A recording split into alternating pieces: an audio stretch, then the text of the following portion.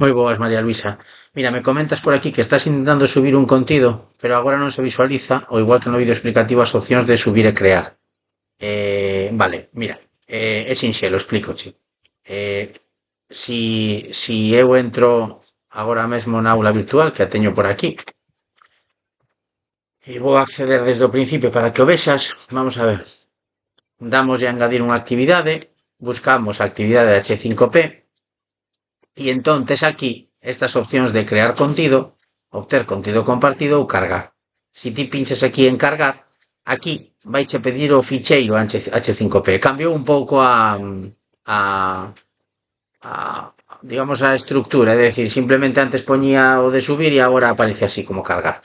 Aquí daslle a cargar o ficheiro, buscas o H5P en cuestión, por exemplo, este de aquí, sí, que teño por aquí o guardado. Daslle a usar e automáticamente xa che vai cargar, vale?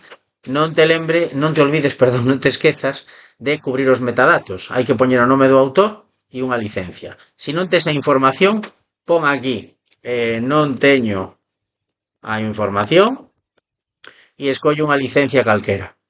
É simplemente para que nos saibamos que ti o sabes facer, porque isto, a partir do módulo 2, imos a empezar a crear contido, ides a empezar a crear os vosos contidos propios.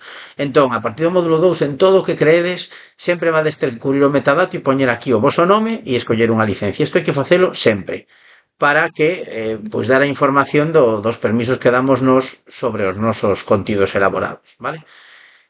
Nada máis, a ver se con isto pois solucionamos a túa dúbida. E se non, volve a preguntar que fais outro vídeo sin problema. Veña, un saudiño.